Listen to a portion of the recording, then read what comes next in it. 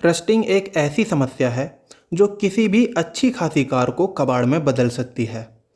Rusting के बारे में सबसे बुरी बात यह है कि रस्टिंग का अटैक कार के उन एरियाज़ पर ज़्यादा होता है जहां हमारी आसानी से नज़र भी नहीं जाती, जैसे कि कार की अंडर बॉडी, रनिंग बोर्ड या कोल टॉप।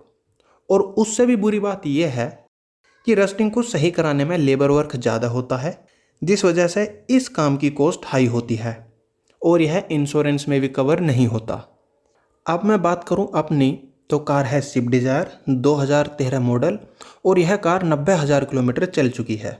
मैं कार की केयर करता हूं, रेगुलर पॉलिश करता हूं, तो इस वजह से रस्टिंग की अभी तक कोई ऐसी समस्या मेरे को नज़र नहीं आई थी। लेकिन कुछ दिन पहले ही जब कार की बैटरी ख़राब होने लगी तो मैंने पुरानी बैटरी और 3500 रुपये से एक्साइड की नई बैटरी ली, जिसको लेकर मैं घर आ गया। अब मैंने बैटरी चेंज करते वक्त बैटरी ट्रे को हटाकर बैटरी कंपार्टमेंट को देखा तो उसमें बहुत ज़्यादा रस्टिंग थी। इतनी ज़्यादा रस्टिंग देखकर मैं हैरान था, क्योंकि ये वह जगह थी जहाँ पर पानी आने का भी कोई ज़्यादा सवाल नहीं होता।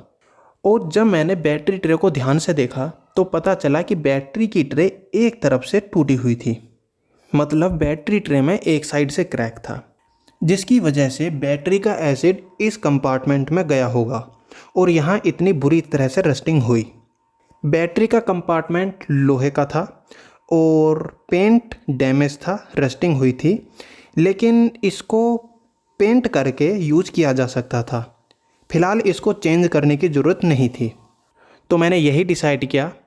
लेकिन यह 4 बोल्ट से कसा हुआ था। उस समय मैंने इन बोल्ट को खोलने की कोशिश की तो वह नहीं खुले, क्योंकि वह रस्टिंग से जाम थे। तब मैंने नई बैटरी को तब के लिए इंस्टॉल कर दिया और अगले दिन मैं कार को एक रोड साइड गैरेज पर लेकर गया, जहां मैंने मैकेनिक से बैटरी कंपार्टमेंट के सभी बोल्ट लूज करवा लिए, जिसके लिए उसने WD-40 स्प्रे का यूज किया, जिससे जंग लगे बोल्ट बड़े आराम से खुल गए। इस स्प्रे को अगर आप ख़रीदना चाहते हैं तो मैंने डिस्क्रिप्शन में इसका लिंक दे दिया है। वापस घर आकर अब मुझे बैटरी कंपार्टमेंट को निकालना था।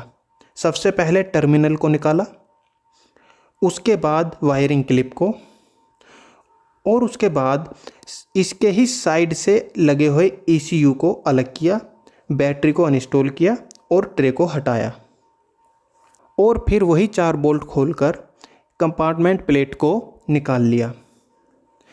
और इसको निकालते ही जब मैंने नीचे के पार्ट्स देखे तो वो भी रस्टिंग खाने लगे थे। ट्रे को मैं पहले ही फेविक्विक से चिपका चुका था। एसिड के सामने लोहे के पेंट की कोई औकात नहीं होती। पेंट को किस तरह से लोहे से अलग कर दिया है आप देख सकते हैं।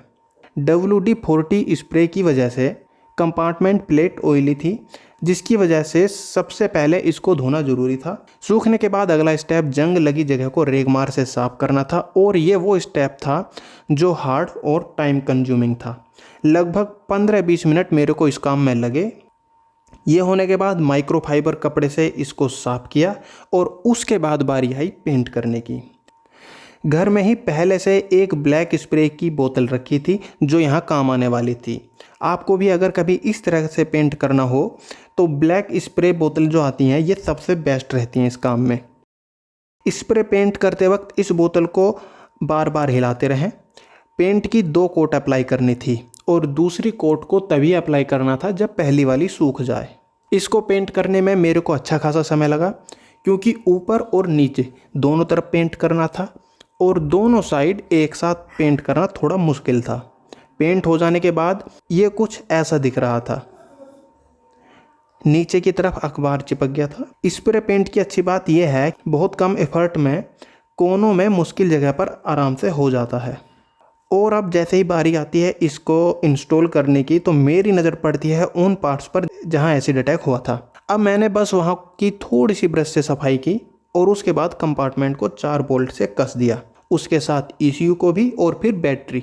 और बस लास्ट में बारी आई कार को स्टार्ट करने की, तो मैंने स्टार्ट करके देखा जो कि हो गई थी। तो इस तरह ये छोटा सा काम मैंने खुद ही किया और जिसको करने के बाद मेरे को अच्छा फील हुआ। आप भी अपनी बैटरी के नीचे एक बार ज़रूर देख लिया करें कि वहाँ की कंडीशन क्या है